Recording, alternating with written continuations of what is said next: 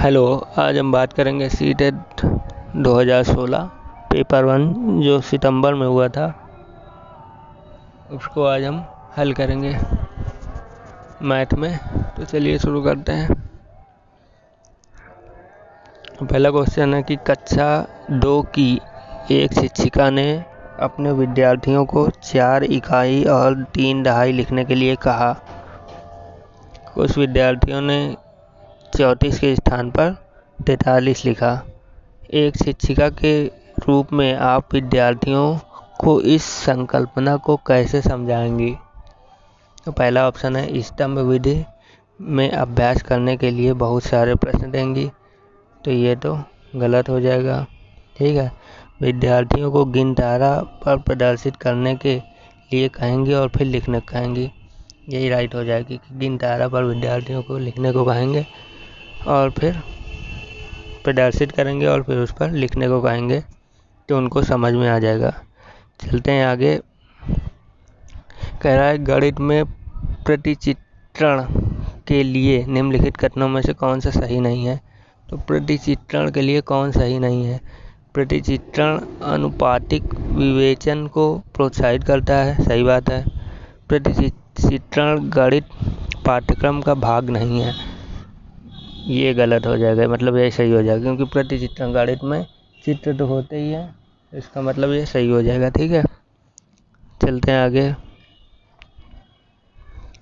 कह रहा है कि आकृतियों के निम्नलिखित पहलुओं में से किसका प्राथमिक स्तर में कोई संबंध नहीं है? कह रहा है प्राथमिक स्तर में किसका संबंध नहीं है। तो प्राथमिक स्तर पर क्या क्या पढ़ाया जाता है? चौपड़ पढ़ाया जाता है, सममित पढ़ाई जाती है, पैटर्न भी होता है प्राथमिक स्तर, लेकिन एक कोण नहीं होता। तो ऑप्शन नंबर पहला हो जाएगा। ठीक है, मतलब ऑप्शन नंबर पहला राइट हो जाएगा। ठीक है, चलते हैं आगे। कह रहा है कि गणितीय खेल और पहेलियाँ मदद करती हैं। कहते हैं गणितीय खेल और पहेलियाँ किस पर मदद करती हैं? गणित के प्रति सकारात्मक अभिवृत्ति को विकसित करने में। बिल्कुल सही बात है। गणित और प्रतिदिन के विचारों में संबंध स्थापित करने के लिए, सही बात है। गणित को आनंदमय बनाने के लिए, सही बात है। समस्या समाधान के कौशल को प्रोत्साहित करने के लिए भी सही है। तो इसके ऑप्शन नंबर चारों सही है, इसका ऑप्शन नंबर पहला सही हो जाएगा। ठीक है, चलते हैं आगे। कह रहा है एक दिए हुए आयत और समांतर चतुर्भुज का क्षेत्रफल समान है, परंतु कक्षा 4 के अनेक शिक्षार्थियों ने उत्तर दिया कि समांतर चतुर्भुज का क्षेत्रफल अधिक है। तो शिक्षक शिक्षार्थियों को यह समझने में किस प्रकार सहायता कर सकता है कि दोनों के क्षेत्रफल समान है? तो किसका प्रयोग करेगा कि दोनों के क्षेत्रफल समान है? पैमाने के प्रयोग से, या जियो बोर्ड के प्रयोग से, या आलेख ग्राफ पेपर के प्रयोग से, या कागज मोड़ने के प्रयोग से? बताइए। तो इसका ऑप्शन नंबर बी सही हो जाएगा, जियोग्राफ के प्रयोग से। ठीक है, चलते हैं आगे। कह रहा है राष्ट्रीय पाठ्यचर्या की रूपरेखा 2005 के अनुसार प्राथमिक स्तर पर गणित शिक्षण का उद्देश्य निम्नलिखित में से कौन सा नहीं है? गणित को बच्चे की जिंदगी के अनुभवों का भाग बनाना, सही बात है, भाग बनाना सही है। समस्या समाधान और समस्या प्रस्तुत करने के कौशल को प्रोत्साहित करना, सही है। तर्क संगत विचारों को प्रोत्साहित करना, बिल्कुल सही बात है। और चौथा है गणित के उच्चतर और अमूर्त पढ़ाई की तैयारी कराना, ये गलत हो जाएगा। ठीक है, तो चौथा इसका राइट हो जाएगा। ठीक है, चलते हैं आगे। कहता है कि 29,503 में 5 का स्थानीय मान तथा 32,071 में 7 का अंकित मान में अंतर बताइए। काफ़ी बार क्वेश्चन आ चुका है, वही रिवाइज कर रहा है कि देखिए इसका स्थानीय मान हम निकाल लेंगे। ये 500 स्थानीय मान है, इसका अंकित मान जो होता है वही अंक लिख लेते हैं। अंतर निकाल लेंगे, 500 में 7 घटा देंगे तो 493 आ जाएगा। ठीक है, देख लेते हैं, ऑप्शन नंबर पहला राइट हो जाएगा। ठीक है, चलते हैं आगे। कह रहा है कि यदि 3028 बराबर 28 इकाई प्लस 28,000 प्लस खाली स्थान 2.5 खाली स्थान भरना है। देखें कैसे करेंगे। खाली स्थान की जगह हमने x रख लिया, ठीक है, x रख लिया, ठीक है।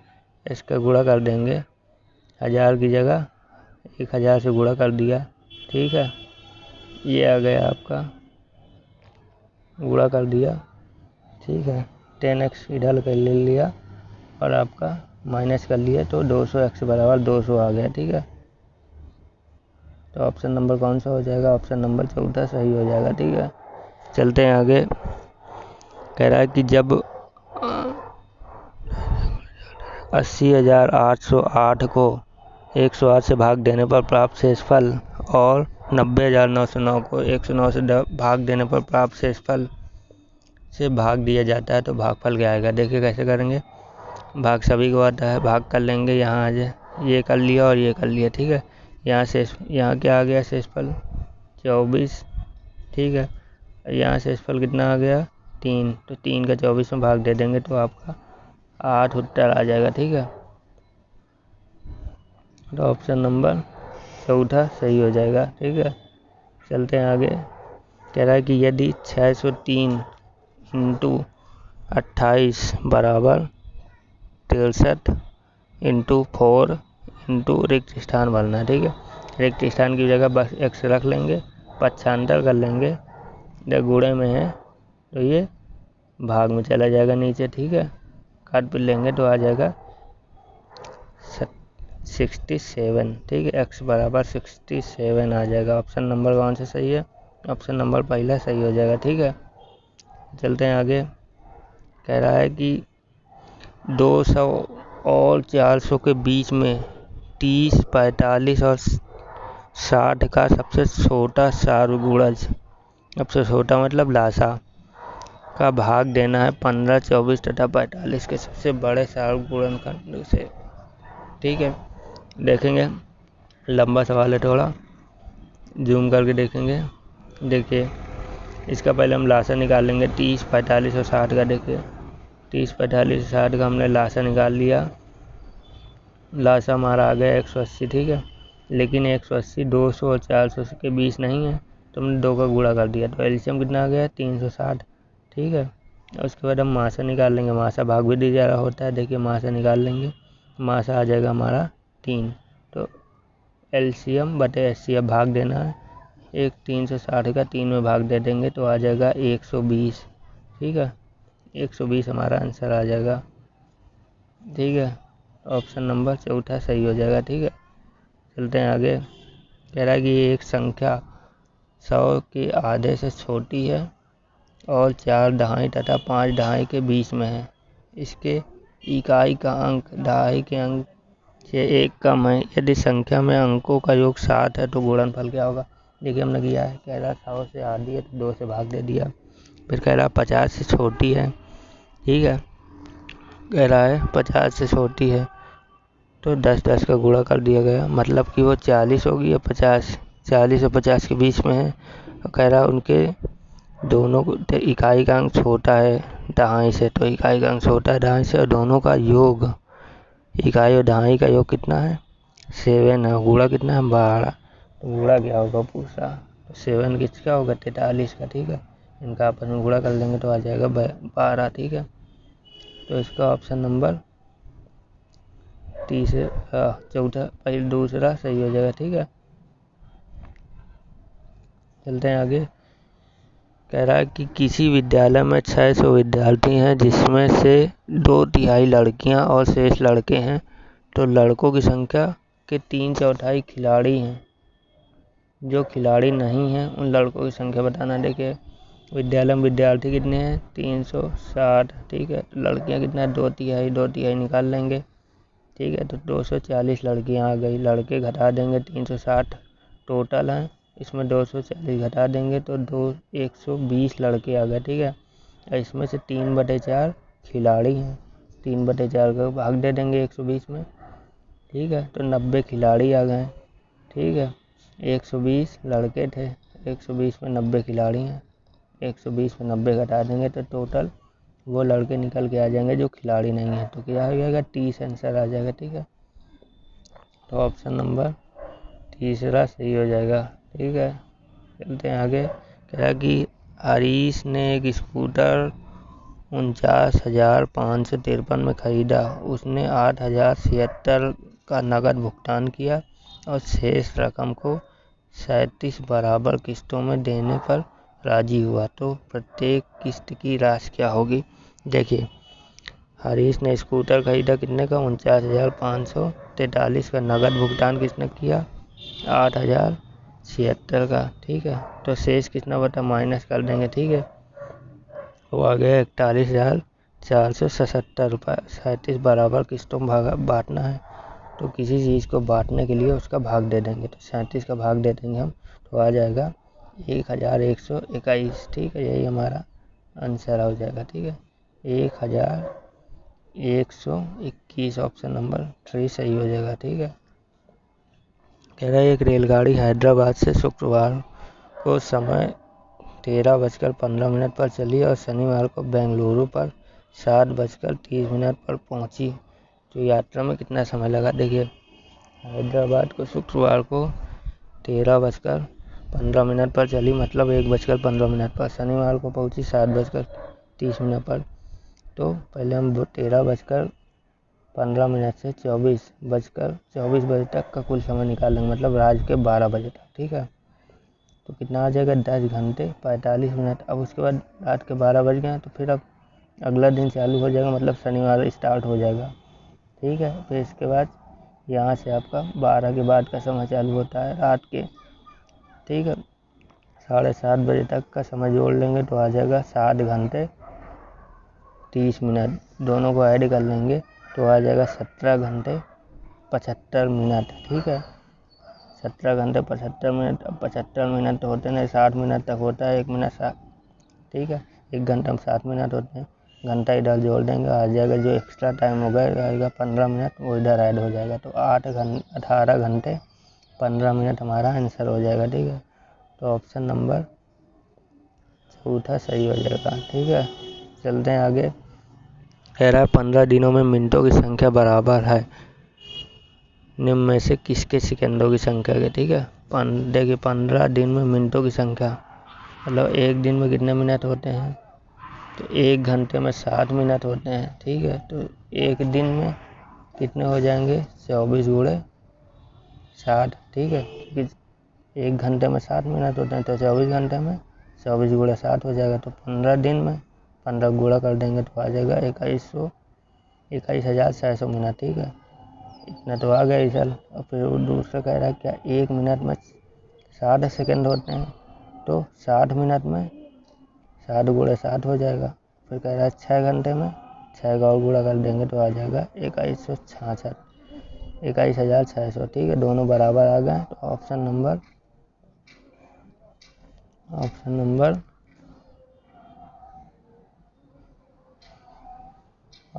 कौन सा सही हो जाएगा? कितने सेकंडों की? ऑप्शन नंबर 6 घंटे। 6 घंटे सही हो जाएगा, मतलब चौथा सही हो जाएगा। ठीक है, कह रहा है संतरे के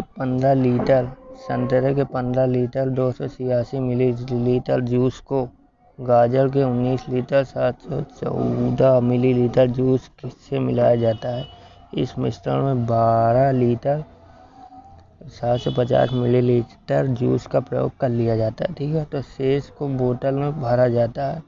प्रत्येक बोतल में 250 मिलीलीटर जूस आता है, तो बोतलों की संख्या बताना। ठीक है, तो देखेंगे संतरे का जूस कितना है? 15 लीटर 280 मिलीलीटर, और गाजर का दोनों को ऐड कर लेंगे तो हमारे पास टोटल आ जाएगा 35 लीटर। ठीक है, और 12.750 इतना हमने यूज़ कर लिया है। ठीक है, तो उसको माइनस कर देंगे 35 लीटर से। ठीक है, तो आ जाएगा 22.250 मिलीलीटर। ठीक है, एक बोतल में कितना आता है? 250।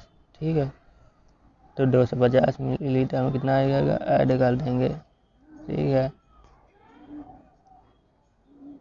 ठीक है, तो इसको जोड़ देंगे। ठीक है, तो अब बोतलों की संख्या क्या हो जाएगी?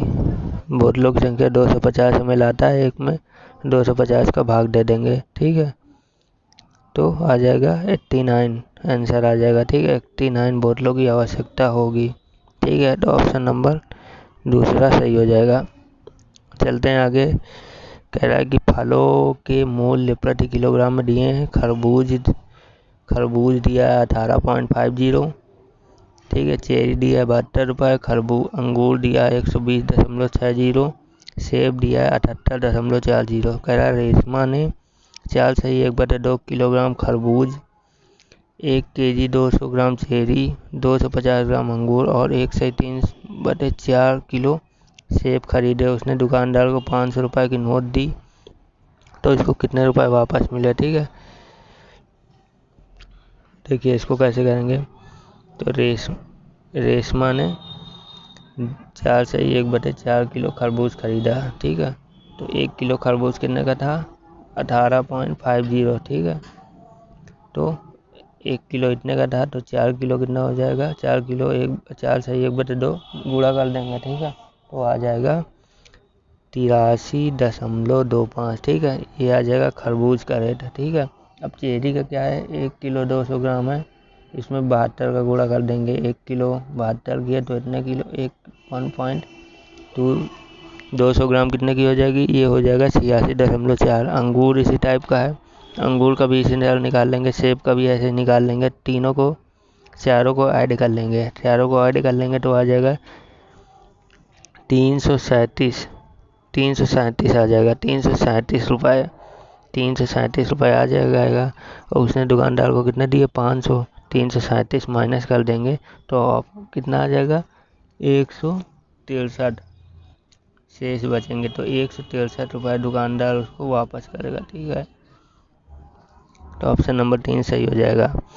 अगला है कि साबुन की एक टिकिया का आकार 7 सेंटीमीटर, 5 सेंटीमीटर, 2.5 सेंटीमीटर है।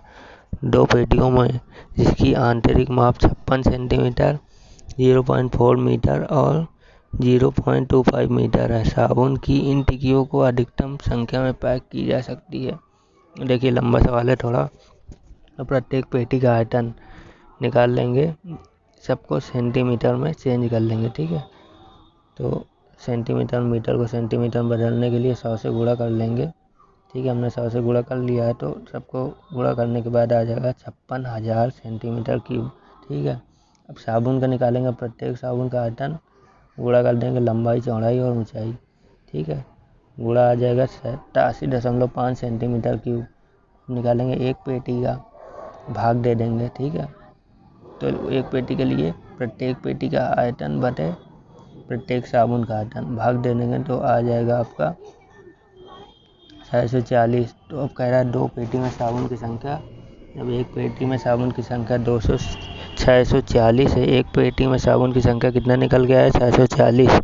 और 2 पेटी में 2 का गुणा कर देंगे तो आ जाएगा 1280 साबुन। 2 पेटी में 1280 साबुन आ जाएगा, ठीक है। तो ऑप्शन नंबर 4 सही हो जाएगा, ठीक है। कह रहा है किसी आयत की लंबाई उसकी चौड़ाई का 3 गुना है। इसकी चौड़ाई एक वर्ग की भुजा का आधा है। इसका परिमाप 72 है। तब देखेंगे वर्ग का परिमाप क्या दिया हुआ है, 72 सेंटीमीटर, ठीक है। तो वर्ग का परिमाप क्या होता है, 4 गुणे भुजा। तो हमने भुजा निकाल ली, क्या निकल के आ गया, 18। अब कह रहा है आयत की चौड़ाई वर्ग की भुजा की आधी है, तो आयत का परिमाप वर्ग की भुजा की आधी भाग दे देंगे, ठीक है। वर्ग की भुजा आधा कर देंगे 9, तो 9 सेंटीमीटर आ गया चौड़ाई किसकी, आयत की, ठीक है। और क्या कह रहा है कि 3 गुनी है, लंबाई 3 गुनी है, ठीक है, चौड़ाई की, ठीक है। 3x हो जाएगा, x बराबर 9 निकल के आया था हमारा 27। आ गई लंबाई, तो लंबाई निकल के आ गई, चौड़ाई निकल के आ गई, ठीक है। तो आयत का परिमाप निकाल लेंगे, 72 आ जाएगा, ठीक है। तो आयत का परिमाप 72 आ गया है, ठीक है। वर्ग का परिमाप क्या था, वो भी 72 था, दोनों आपस में बराबर है, ठीक है। इस तरह सिद्ध हो गया कि दोनों आपस में बराबर हो, तो आयत का परिमाप वर्ग का परिमाप दोनों आपस में बराबर हो जाएगा। तो ऑप्शन नंबर 4 सही हो जाएगा, ठीक है। चलते हैं आगे। कह रहा है कि निम्नलिखित में से कौन सा सही नहीं है, ठीक है। तो कह रहा है कि किसी घनाभ का आयतन जिसकी लंबाई 45 सेंटीमीटर, चौड़ाई 15 सेंटीमीटर तथा ऊंचाई 40 सेंटीमीटर है, बराबर है उस घन के आयतन की भुजा ये इसकी भुजा की है 0.5। तो इसका ऑप्शन नंबर कौन सा सही हो जाएगा? तो इसका ऑप्शन नंबर पहला जो है कह रहा है कौन सा सही नहीं है। तो इसका ऑप्शन नंबर तीसरा सही नहीं है। ठीक है, तीसरा सही नहीं है। ठीक है, देखिए कैसे लिखेंगे। घनाभ का आयतन, पहले ऑप्शन को लेंगे, घनाभ का आयतन निकाल लेंगे, गुणा कर लेंगे। ठीक, घनाभ का आयतन कितना आ गया? 27,000 सेंटीमीटर स्क्वायर। घन का आयतन क्या होता है? भुजा क्यूब। ये कितना आ गया? 2700 सेंटीमीटर क्यूब। ठीक है, तो ये बराबर नहीं है। ठीक है,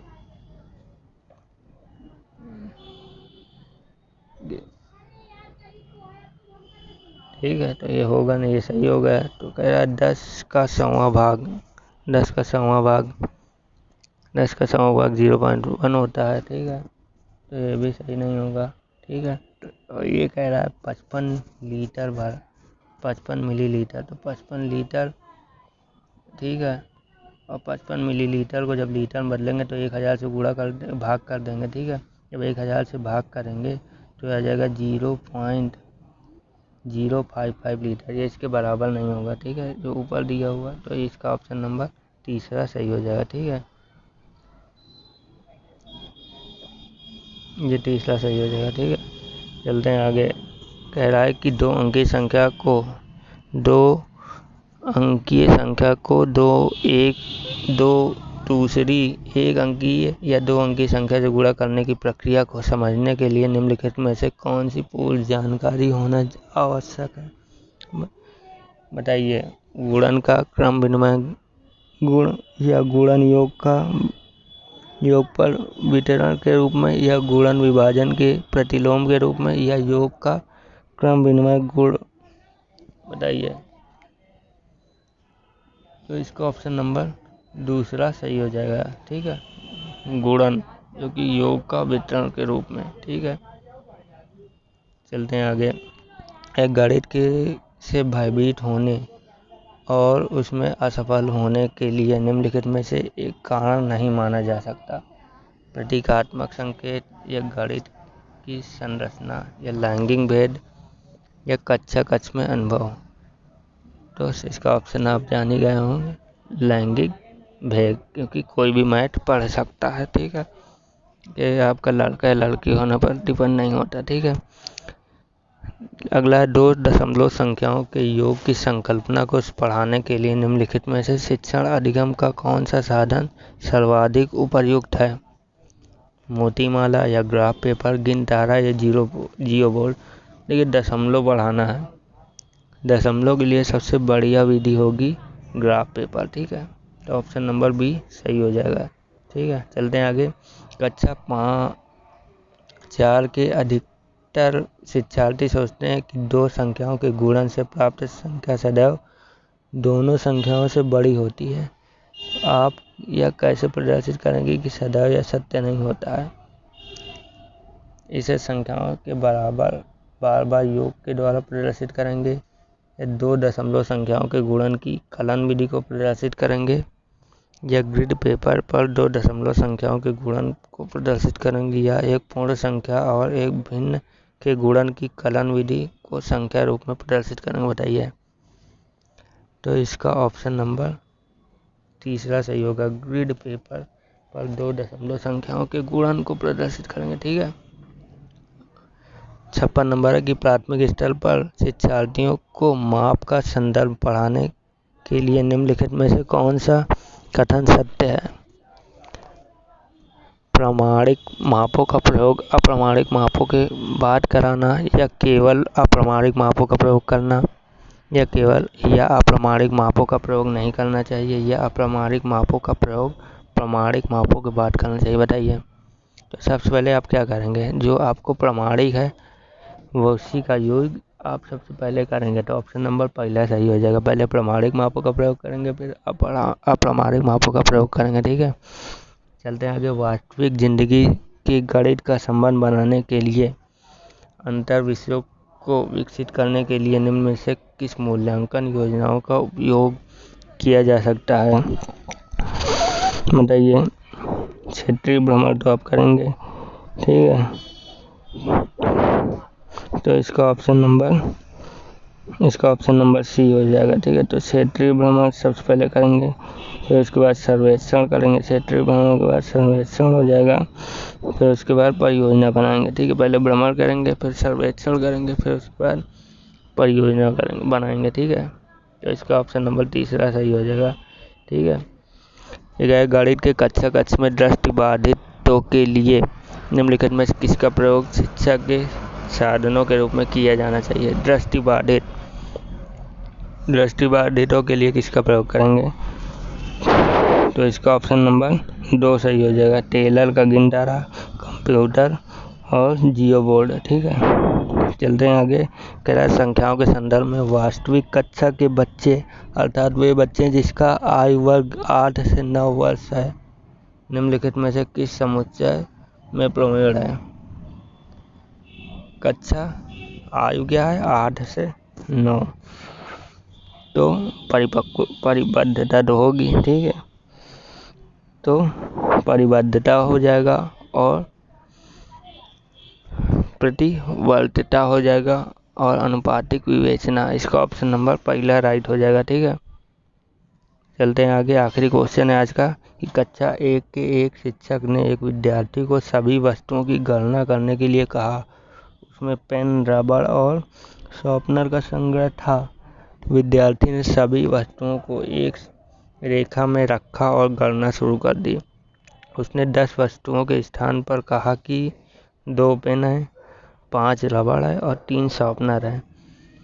आपके विचार में विद्यार्थी को गणना के किस सिद्धांत पर कठिनाई का सामना हो रहा है, ठीक है। अब 10 वस्तुएं हैं, 10 में से उसने 2 पेन लिया, 5 रबड़, तो 5 2 7 और 3 शॉर्पनर, 7 3 10, ठीक है। तो इसमें क्या होगा? एकाएकिक संगठन सिद्धांत या स्थिर क्रम या अमूल सिद्धांत या अमूर्त और असंगत क्रम पद्धति, बताइए।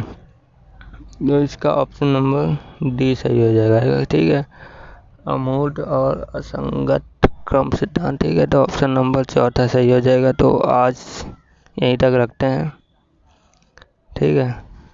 हमारे 30 क्वेश्चन हो गए। चैनल को लाइक सब्सक्राइब जरूर करिएगा, ठीक है। तो आज की क्लास यहीं तक रखते हैं। Okay, bye bye.